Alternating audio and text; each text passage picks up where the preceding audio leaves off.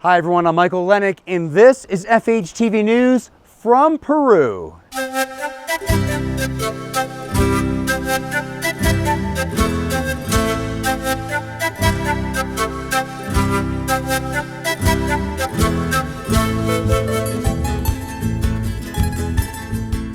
Many of the towns that we visited on this medical mission trip to Peru have things in common, like dirt roads and on the sides of buildings, the faded logos of local political parties. And sometimes the traffic jams look like this. But Peru is a very large and diverse country, cultures, languages, and landscapes. For generations, this incredible place has been called Apu Winacunca. More recently, visitors have dubbed it Rainbow Mountain.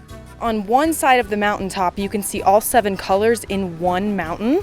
But then as you look out over the mountaintops, you can see different peaks with different colors on them. So you get so many different incredible views from one spot. It's a steep hike up to the 16,000-foot summit, but we didn't walk the whole way. We rode on horseback. We got off about 3 times to give our horses and ourselves a break. It was probably a little traumatizing for both of us, but it was awesome. I don't think we could have made it if we were walking. Amazingly, our guides handling the horses did walk the whole way up. That's an impressive feat at that altitude, where the air is thin, the weather cold and windy. But the incredible scenery made it all worthwhile. Once you get towards that very top, you then say, you know, air's getting a little thin up here. I'm feeling a little winded. I'm feeling a little, maybe even a headache, things like that. And so you're kind of struggling against all these elements, and then all of a sudden you're greeted with the beauty, and then you're able to sort of come back to the realization like, wow, I'm here. It surpassed my expectations. I think it was probably the most majestic thing I've seen out here. It takes a bumpy bus ride through another valley to get to one of the more remote places where we set up clinic. Running through this village is El Rio Tigre, the Tiger River.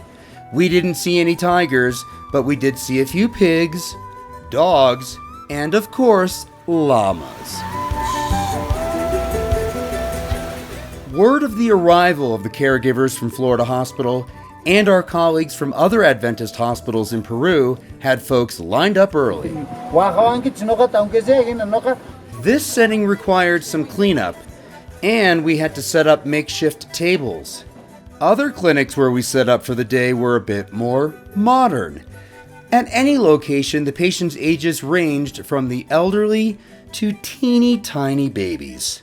The adults dressed in traditional clothing, and the older ones were more likely to speak the native Quechua than Spanish. There are many essentially chronic conditions that are coming in related to their lifestyle. So hard labor, hard lifting, carrying. So they have a lot of lower back pain, a lot of joint pain, knees, hands, feet. So that's fairly common and understandable why they're coming in with this.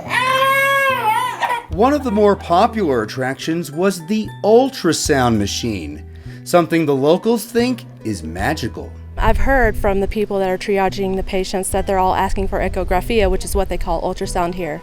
And they think it's some type of magic that's going to heal them. As soon as we touch them with the probe, they don't realize it's just diagnostic.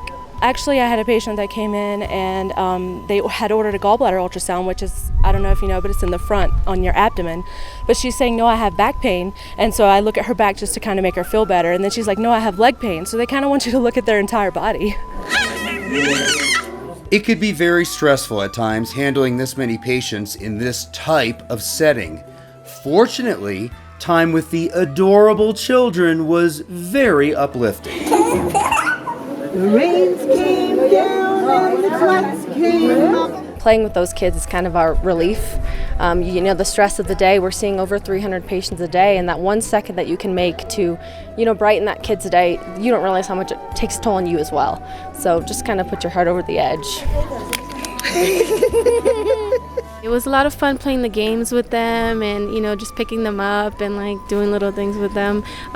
They just really like that connection that you can have with them. It's very rewarding and it is fun to take a break and do that with the kids. Every person who joined Global Mission Initiatives on this trip touched many lives, around 300 each day. It was hard work in settings very different than what we're used to back home. But at the end of every long day, all the caregivers agree, this has been a most rewarding experience. I think we take more out of this than them. We may fix them for 2 weeks, but we remember this forever. It changes your life a little bit. It changes the way you take care of your patients back home. It changes the way you live back home. It's been very rewarding. I feel like blessing other people has just been a blessing to myself, which I didn't realize it was going to be that way. It gives you a different aspect on life. We take a lot of things for granted in the United States, and this opens your eyes to that not everybody lives the way you do. This trip has changed my life, from just seeing different cultures and seeing how people interact and how grateful they are to receive care, as well as being grateful for the things that we have that we may take for granted on a day-to-day basis. In part, it at least helps refresh your mind to remind you, hey, you know what, I do this because of people. And that's what a mission trip is about. We end our story in the town of Checacupe, near the archaeological site known as Tres Puentes, 3 bridges, one of which is more than 500 years old. And it's symbolic because we had to bridge language and cultural differences to extend the healing ministry of Christ. And we did. And just as these bridges have been around for a long time, we hope we made a good, long-lasting impression on the people that we served, just as they made a good impression on us. In Peru, I'm Michael Lennick for FHTV News.